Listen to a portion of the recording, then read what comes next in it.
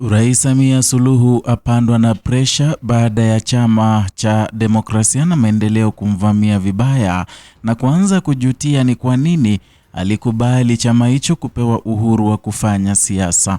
Ujambo na karibu kwa taarifa zetu za TanzaPulse, na ikiwa ni siku yako ya kwanza hapa, tafadhali kumbuka kusubscribe.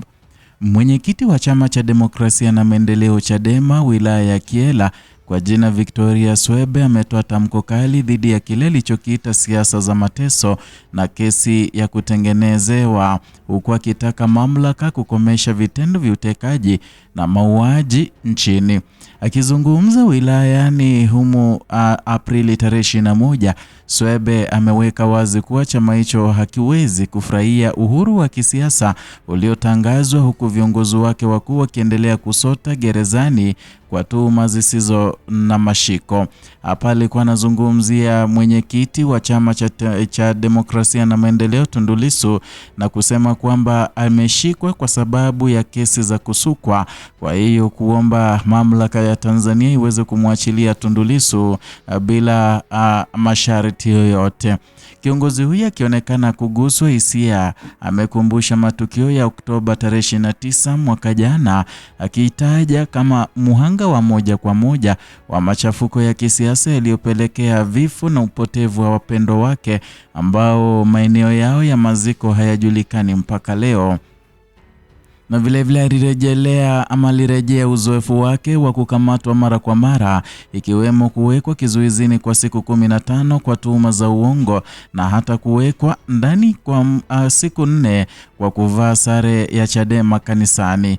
Amesema vitendo hivyo vimeimarisha uthabiti wake badala ya kumvunja moyo, na alimalizia kwa kusisitiza kwamba imani yake ni ya Chadema na kwamba wataumiza mwili wake, lakini imani yake bado hawataigusa. Na anasema kwamba wao wanahubiri haki na kutendeka haki, na ndio maana kila mara kesi zao zinaishia kwenye haki na hawataacha msimamo wao huo wa chama cha demokrasia. Tazama video hii. Mwenyekiti wetu wa chama ambaye bado yuko gerezani anaendelea kuteseka. Sisi tunaendelea kumwombea Mungu, lakini wanasheria pamoja na yeye mwenyewe anaendelea kupambana. Tunajua kama haki imetendeka kwenye kufunguliwa ofisi zetu, hata kesi ya mwenyekiti wetu wa chama inakwenda kuisha kama watawala itawapendeza. Lakini tutoe ushauri na rai kwamba sisi kama Chadema kwa pamoja tunataka mwenyekiti wetu achiliwe. Yaani hiyo ndio kelele ya kila sehemu na kila kona. Mimi binafsi kama mama ambaye nasikia uchungu, natamani hata leo nisikie kwamba mwenyekiti wetu ameachiliwa, yuko huru, anaendelea na kazi zake za kisiasa, kwa sababu Chadema ni chama kikuu cha kisiasa ambacho kinatakiwa kifanye majukumu yake akiwepo mwenyekiti wa chama. Lakini kwa hivyo vinavyoendelea kupeana kesi za mchongo, maana mimi nahisi ni kesi ya mchongo. Maana yake mtu kama anataka kufanya uhaini au ugaidi hawezi akafanya peke yake, anakuwa na kundi la watu ambao ndio angeshtakiwa nao. Lakini yeye kwa sababu ni kesi za kutengenezeana, amekaa yeye kama yeye gerezani kwa kuwa anakipigania chama. Kwa hiyo sisi tuseme kama mwanachadema huru na mwenyekiti wa chama kikuu ambaye ninaendesha kazi zangu kikatiba, tunatoa ushauri kwa serikali kwamba wamwachilie mwenyekiti wetu, tuendelee kufanya kazi naye. Tumeteseka sana kuanzia, siwezi kuruka 2025 mwezi wa 10 tarehe 29, siwezi kuiacha kwa sababu hata mimi ni muhanga na sikupata nafasi ya kuongea kama leo. Tumeteseka, ndugu zetu wamekufa, wamezikwa, wengine hatujui hata walikozikwa. Lakini kwa kuwa Mungu aishie anajua, tutalipo kila mtu kwa wakati wake, na kila mtu kila alichokipanda ndicho atakachokivuna. Tunatamani hata kusikia sauti za watawala wakikemea utekaji, mauaji. Na kwenye mazungumzo yake aliyoyatoa huyu binti ama nimuite mama ambaye kwa jina ni Victoria Swebe amesema mengi sana, haswa kuhusiana swala la Tundu Lissu, ambapo Tundu Lissu ameshikwa gerezani yazidi mwaka mmoja sasa, na zile ambazo wanasema ni tuhuma za kuwekelewa ambazo ni za kisiasa tu. Manake hata kesi yake yenyewe wakati inasikilizwa mahakamani kufikia sasa imechelewa sana, kwa maana kulikuwa na mambo mengi yaliyoibuka ya kisiasa, na vilevile Samia Suluhu huenda anataka kesi iweze kiweze kucheleweshwa zaidi, ndiposa aweze kukipata kile ambacho amekuwa kikitafuta nchini Tanzania. Ni masuala ambayo yamezua vurugu, ama niseme yamezua imani tofauti kwa Watanzania wengi, haswa kuhusiana na swala hili la Tundu Lissu. Na Chadema nchini kote sasa hivi imeinuka, kila kona inahitaji Tundu Lissu aweze kuachiliwa huru. Wengi wanasema kwamba ndio chama hicho kimewekwa huru kufanya siasa zake za ndani, ila sasa bado akiweze kuwa huru kabisa ikiwa Chadema ama niseme kiongozi wao Tundu Lissu hawezi kuachiliwa huru. Na sasa Samia Suluhu ni kama ameanza kujutia kwa kukubali kwamba chama cha demokrasia na maendeleo kuachwa huru ili kiweze kufanya mambo yake ya kisiasa kama vyama vingine.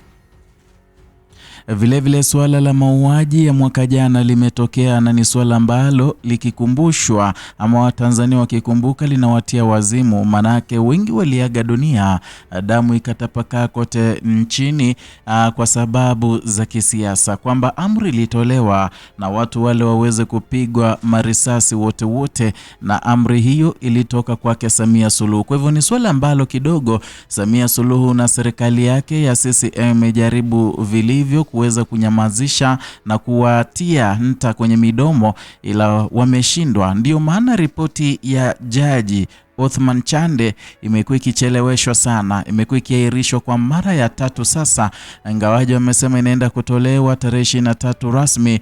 Kuna mengi ambayo yanazidi kuibuka kwamba Samia Suluhu alikuwa anataka yeye na serikali yake iweze kuondolewa kwenye tuhuma zile, ama kwenye ule ama niseme ule uchunguzi uliofanywa uweze kusema kwamba zile lawama zote zimeelekezwa kwa Chadema. Ni mambo ambayo yanazidi kuibuka sana na kuonyesha kwamba Samia Suluhu anajaribu sana kupigana na ukweli wa mambo yaliyotokea mwaka jana. Na vilevile kumbuka kwamba mambo haya yameathiri pakubwa nchi ya Tanzania kiuchumi na vilevile kimaeneo, manake mengi ya mataifa ambayo yalikuwa yanatoa ufadhili kwa nchi ya Tanzania yamegoma, yakihusiana ama yakiuzisha nchi ya Tanzania ama serikali hiyo ya Samia Suluhu na vifo vilivyotokea mwaka jana. Ngawaje Samia Suluhu amejaribu sana kujitenga na vifo hivyo, mengi ama uchunguzi mwingi unamrejelea yeye mwenyewe. Na sasa Watanzania wengi wanangojea, wanasubira kuona ikiwa ripoti ile itazungumza nini kuhusiana na mauaji ya mwaka jana. Manake Watanzania wanatarajia kujibiwa maswali matatu: nani aliyetoa agizo la mauaji kufanyika nchini Tanzania? Swali la pili, baada ya kuua wale Watanzania, kuna familia nyingi hazikupata miili ya wapendo wao. Je, miili hiyo ilipelekwa wapi? Kisha mwisho, haki ya wale waliouliwa na zile familia zilizopoteza wapendo wao zitapata haki vipi? Ndio maswali matatu ambao Watanzania wanataka sana ripoti ile ya Othman Chande iweze kujibu. Kwa hiyo maneno ambayo yamezungumzwa na Victoria Swebe ni maneno ambayo wengi hawawezi kuyazungumza waziwazi, ama hapo kitambo kidogo kwa mwaka mmoja sasa hawajakuwa na uwezo wa kuzungumza masuala haya kimasomaso, japo baada ya chama cha demokrasia na maendeleo kupewa uhuru wa kuzungumza siasa, hasa wameinuka kila kona wanamvamia Samia Suluhu. Na ndio maana nikawaambia kwamba huenda Samia Suluhu amejutia pakubwa ni kwa nini alikubali, manaka alikuwa na uwezo. Ingawaje ndio tuliona wengi wa CCM wakijitokeza wakisema kwamba mahakama ni huru kabisa, kwamba imejisimamia na inaweza kufanya uamuzi wao wenyewe wa kuzingatia haki ya taifa na kuhakikisha kwamba kuna umoja nchini Tanzania. Ila mimi na wewe tunajua kwamba Samia Suluhu ana la kusema sana, so inapokuja suala la kesi ambayo inamkumba yeye. Ndio maana Tundu Lissu bado yuko gerezani. Kwa hiyo Samia Suluhu anajutia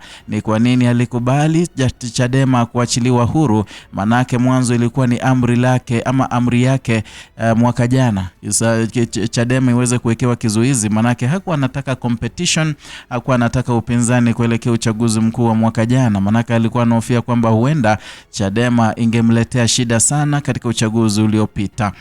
Sijui una maoni gani? Waweza kuniandikia hapo chini kwenye comment section tuweze kuzungumza moja kwa moja, na vile vile gonga alama ya kengele ndipo usipokee taarifa ama notifications kila wakati tunapokuletea taarifa.